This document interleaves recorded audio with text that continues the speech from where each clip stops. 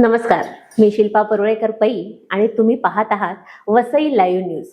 मंडळी, आज जागतिक महिला दिवस आणि या जागतिक महिला दिवसाचे औचित्य साधत वसई लाईव्ह न्यूज तर्फे वसई लाईव्ह न्यूजचे संपादक श्री दिलीप डाबरे यांनी एक उपक्रम हाती घेतला आहे की आपल्या क्षेत्रातील अशा स्त्रिया ज्यांनी आपल्या कर्तृत्वाने समाजावर आपल्या कामाचा एक ठसा उमटवला आहे, त्यांच्या ठस्याला एक अधोरेखित करण्याचं काम या मुलाखतीद्वारे आपण करतो आहोत. आणि या मुलाखतीमध्ये आज आपल्या सोबत आहेत सौ पुष्पा संदेश जाधव. नमस्कार. तर पुष्पा जाधव, सर्वप्रथम तुमचे आपल्या लाईव्ह न्यूज चॅनलवर मनापासून स्वागत. थँक्यू. आणि आजच्या जागतिक महिला दिवसाच्या तुम्हाला अगदी मनापासून शुभेच्छा. वसई विरार परिसरातील सामाजिक बांधिलकी, महिला सक्षमीकरण आणि जनसंपर्क याचा सुरेख संगम म्हणजे पुष्पा जाधव. असं कुठलंही काम नाही की जे पुष्पा जाधव ताईंना सांगितलं आणि ते आपलं पूर्ण झालं नाही. आज सामाजिक क्षेत्रामध्ये आणि राजकीय क्षेत्रामध्ये त्या अखंड कार्यशील आहेत. आणि आनंदाची गोष्ट सांगायची की आत्ताच झालेल्या निवडणुकीमध्ये वसई विरार महानगरपालिकेच्या त्या दुसऱ्यांदा नगरसेविका म्हणून निवडून आल्या आहेत. तर त्यांचे याबद्दल अगदी खूप मनापासून अभिनंदन. महिला दिनानिमित्त तुमचा जीवन प्रवास आणि तुमच्या कार्यावर आपण एक छानसा संवाद साधणार आहोत. नक्कीच. तर मी सर्वप्रथम तुम्हाला हे विचारू इच्छिते की कुटुंबाचा आपल्या सामाजिक आणि राजकीय प्रवासात तुम्हाला किती पाठिंबा मिळाला? जसं माझं लग्न झालं तेव्हा माझं वय खूप लहान होतं. अच्छा. मी वयाच्या 18 वर्ष माझं लग्न झालं आणि तेव्हा ज्या लग्नाच्या वेळेला जेव्हा संदेश त्याच्या मावस भाऊ राजा जाधव यांना बघायला घेऊन आले, तेव्हा राजा भाऊनी सांगितलं की हा मुलगा आहे ना, हा खूप सोशल वर्कर आहे, हा दिवस रात्र बाहेर जाणार आहे, त्यामुळे तुला हो असेल तर हा बोल. आणि तेव्हा मला माहिती नाही सोशल वर्कर, कारण माझ्या माहेरी हा राजकीय वारसा नव्हता, त्यामुळे मला माहिती नाही सोशल म्हणजे काय काय. आणि तेव्हा त्यांनी सांगितलं, मी हा बोलली. मग तेव्हा त्यांनी सांगितलं एक नारळ आणि मुलगी आम्हाला द्या. बरोबर. हा आमचा प्रवास. आणि लग्न झाल्यावर पाहिलं तेव्हा ते संदेश माझे शिवसेनेचे शिवसैनिक म्हणून होते आणि त्यांची शिवसेनेची शाखा होती. बरोबर. आणि त्या दिवसापासून जो आतापर्यंतचा 38 वर्षाचा प्रवास हा आमचा सातत्याने सामाजिक, शैक्षणिक, आर्थिक, वैद्यकीय आणि धार्मिक असं आमचं चालू. अरे वा, खूप छान. म्हणजे खरंच हा प्रवास खरंच वाखाणण्यासारखा आहे. म्हणजे काही कल्पना नसताना देखील तुम्ही तुमच्या सहचार्याबरोबर त्यात तुम्ही वाहून घेतलं स्वतःला. खरंच खूप. या सामाजिक कार्यामध्ये तुम्ही साई उत्सव देखील करता. तर या साई उत्सवाच्या माध्यमातून महिला मेळावे देखील आयोजित केले, तर त्यामागचं उद्दिष्ट काय किंवा काय कारण असं? तसं पाहायला गेलं तर मी तुम्हाला सांगितलं माझ्या लग्नाची गोष्ट. तशीच 21 जानेवारी 1988 ला साईबाबांची मूर्तीची मिरवणूक, 22 ला प्राणप्रतिष्ठा, 23 ला आमची हळदी आणि 24 ला लग्न. अरे वा. आणि तेव्हा संदेश मंदिराचा पत्रिका आणि आमच्या लग्नाची पत्रिका एकत्रित वाटत होते. आणि त्या दिवसापासून आमचा साई उत्सव चालू आहे.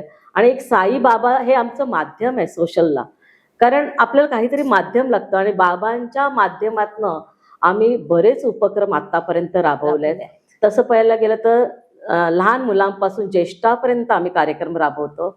तसंच महिलांचे पण आम्ही भरपूर, म्हणजे महिलांचं हळदी कुंकू एक निमित्त, पण त्याच्यातनं आम्ही प्रबोधनात्मक, पूर्वी आम्ही हळदी कुंकू आणि वाण वाटत होतो, पण नंतर कळलं वाण देताना खूप महिलांची धक्काबुक्की आणि ते महिलांना आम्हाला सांभाळता येत नव्हतं.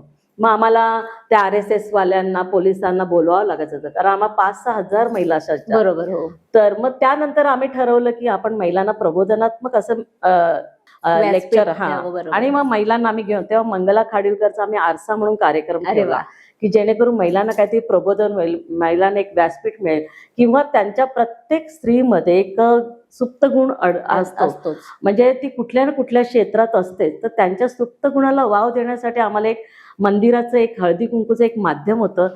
त्यानुसार आमच्या त्या महिला त्या कार्यक्रमात आवर्जून यायच्या आणि 10,000च्या तरी महिला असायच्या. आणि त्यावेळेला आम्हाला वाण देणं मग जास्त हे झालं.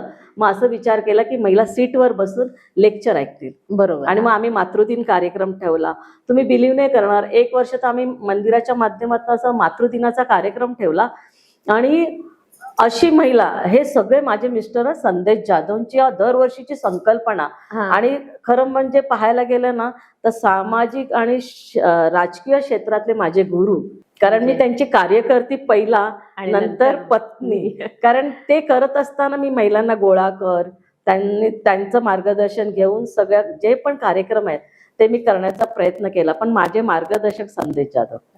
आपली मुलाखत सुरू झाल्यापासून ते आतापर्यंत मी असं बघते की प्रत्येक वाक्यामध्ये तुम्ही एक नाव आवर्जून घेतात, ते म्हणजे संदेश जाधव सरांचं. आणि खरंच कौतुकास्पद आहे की ते तुम्हाला पाठिंबा, म्हणजे म्हणतात ना की पुढे किंवा बाजूला नाही, तर त्यांनी तुमच्या पाठी उभे राहून तुम्हाला पंखाचं बळ दिलंय.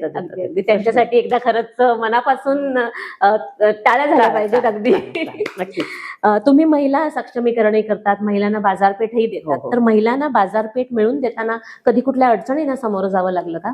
ना, मी म्हणाली ना की आमच्याकडे मॅन पॉवर असल्यामुळे, मॅन पॉवर आहे, संदेश आहेत. मी नेहमी माझ्या ह्याच्या संदेशचा उल्लेख येतो, कारण त्यांची सगळी संकल्पना असते, सगळं प्लॅनिंग असतं. फक्त मी महिलांना घेऊन जायचं, म्हणजे महिलांना काय करायचं हे त्यांना पहिला विचारते. कारण आम्ही महिला बचत गट आणि ALFच्या माध्यमातून, कारण एक बचत गट असला ना त्याच्यात 10 मेंबर असतात. बरोबर. आणि ह्या 10 मेंबर असतात ना, तर 20चा एक ALF होतो. म्हणजे एक महिला काहीच करू शकत नाही, पण 10 जणीचं बळीने काहीतरी करू शकतो आणि त्यांना एक व्यासपीठ आपण देऊ शकतो. तर अशा आम्ही 20 जणांचा एक गट केला, त्याला ALF बोलतात. आणि ते आम्ही आता बनवलेले आहे स्टेशनच्या माध्यमातून. आज महिला आमच्या मॉरिशसला किरण बडे मॅडम आहेत, तसे बबिता छेड आहेत. या किरण बडे मॅडमनी समृद्धी बचत गटाच्या माध्यमातून महिलांना बाहेर परदेशात नेलं, कारण आपल्या रुपीजची व्हॅल्यू आणि बाहेरचे युरो पॉन्ड डॉलरची व्हॅल्यू, त्यामुळे त्याने एक बाजारपेठ बाहेर दिलं की जेणेकरून ते तिकडचं अर्थार्जन घेऊन आपल्या फॅमिलीला सपोर्ट करू शकतात. अगदी बरोबर आहे. लग्न झाल्यानंतर तुम्ही पहिले समाजकारणात आलात आणि त्यानंतर राजकारण. तर राजकारणात येताना तुमची प्रेरणा कोण? आता प्रेरणा कोणती ती मला माहितीच आहे, संदेश भाऊ अर्थात प्रश्न, पण त्यातला तुमचा अनुभव, म्हणजे तुम्हाला ते पहिल्यांदा जेव्हा तुम्ही राजकारणामध्ये प्रवेश केला तेव्हा तुमची मनाची स्थिती काय, अनुभव असा होता? ओके, तसं पाहायला गेलं तर गेली 38 वर्ष मी त्यांच्याबरोबर काम करत असताना मंदिराच्या माध्यमातून जे पण आपले स्टेज प्रोग्राम यायचे, तर ते आम्हाला डायरेक्ट कधीच आम्हाला स्क्रिप्ट लिहून दिली नाही. डायरेक्ट सांगायचं जा स्टेजवर, हा कर भाषण, हा आभार प्रदर्शन कर, असं. ते बोले हे शिकवायचं नाही, हे बसून सभोवताली अनुभवायचं तुम्ही. हे तुम्हाला शिकवायला नको, कारण तुम्ही सभोवताली बघा काय चाललंय काय नाही, कोण पाहुणे बोलवलेत काय आहेत ते तुम्हीच तयार करायचं. त्यामुळे त्यांनी आम्हाला अतिशय धाडस, कॉन्फिडन्स लेवल खूप वाढवला. आणि कमीत कमी आम्ही 100 लोकांमध्ये असतो, म्हणजे जास्तीत जास्त नो लिमिट.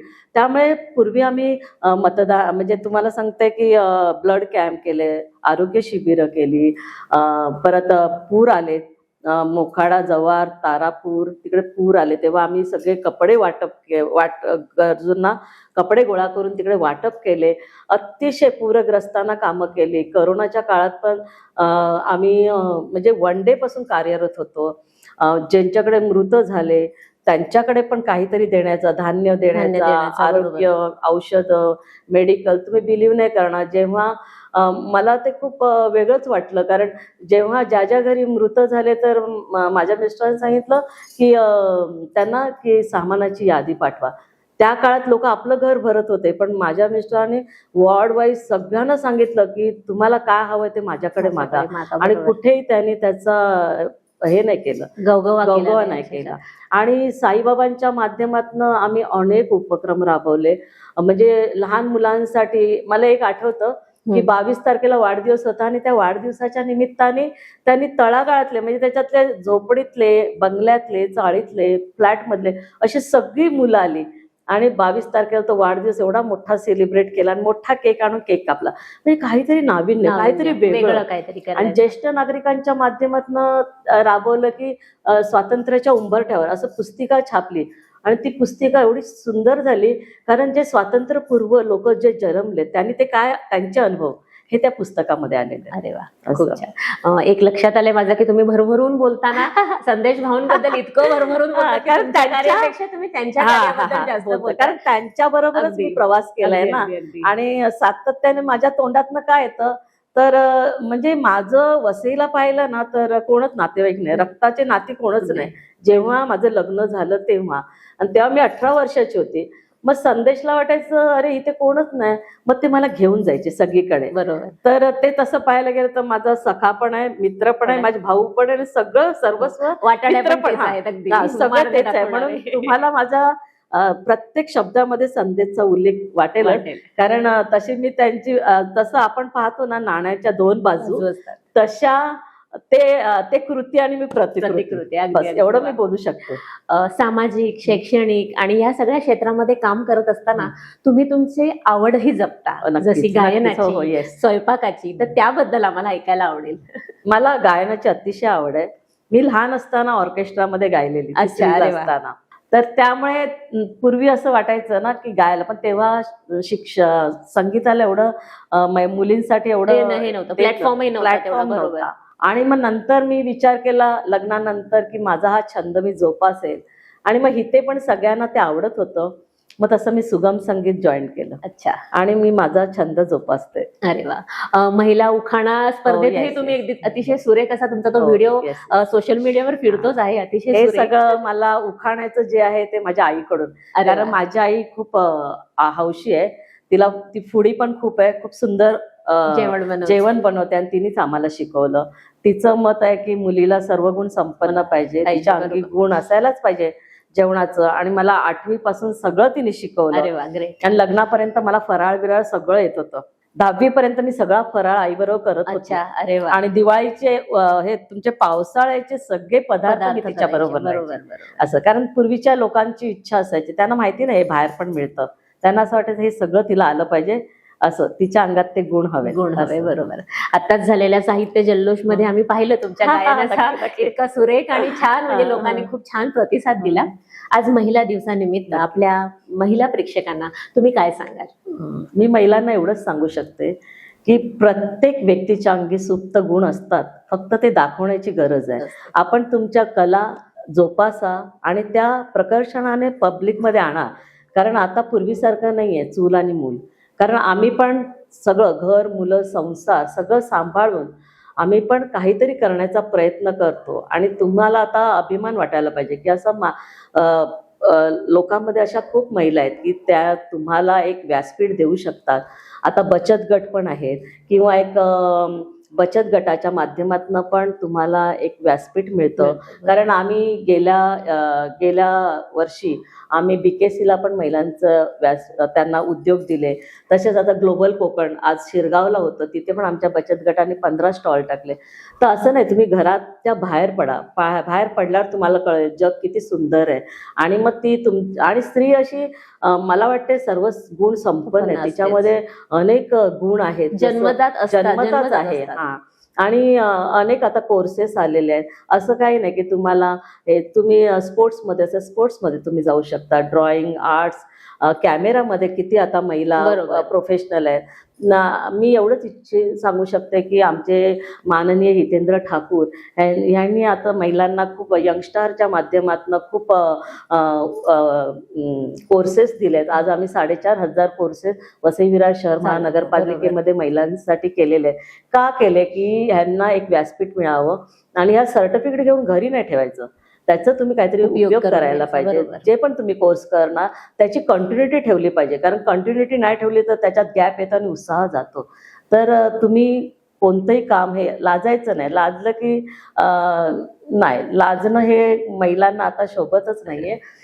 तुम्ही त्याच्यातनं पर्याय निवडला पाहिजे. आणि आता महागाई पण खूप आहे, एकट्याच्या ह्याच्यावर घर चालू शकत नाही, तर त्यांना एक आपलं साथ म्हणून, सपोर्ट म्हणून आपली महिलांची पाहिजे. कारण का आता बेसिक तुम्ही नीड्स आहेत, गरजा आहेत, ते तुम्ही करू शकता, पण तुमच्या अदर ऍक्टिव्हिटीज, तुमचे नीड्स असतील तर दोघांनी काम केल्यावरच ते होऊ शकतं. आणि घर आपलं सुंदर, आनंदी आणि प्रसन्न राहू शकतं. एवढंच मी आजच्या दिवस बोलू शकते. नक्कीच की पहिले आपली आवड ओळखा आणि त्याप्रमाणे त्या आपल्या आवडीला व्यवसायाचं रूप देऊन तुम्ही आपल्या पायावर सक्षमपणे उभी राहू शकतात. तुमचा प्रेरणादायी प्रवास आम्हाला ऐकायला मिळाला, त्यातून नवीन प्रेरणाही मिळेल महिलांना. आणि या दिवशी, आज महिला दिना दिवशी तुमच्याशी संवाद साधताना खरंच खूप छान आनंद आणि खूप उभारी आली आम्हालाही की काहीतरी आम्हीही करू शकतो. तर तुम्ही तुमच्या वेळात वेळ काढून इथे आलात त्याबद्दल वसई लाईव्ह न्यूज तर्फे मी तुमचे मनापासून आभार मानते. खूप खूप धन्यवाद. मी पण आभार मानते वसई लाईव्हचे दिलीप डाबरे आणि शिल्पा परुळेकरांचे. थँक्यू. धन्यवाद.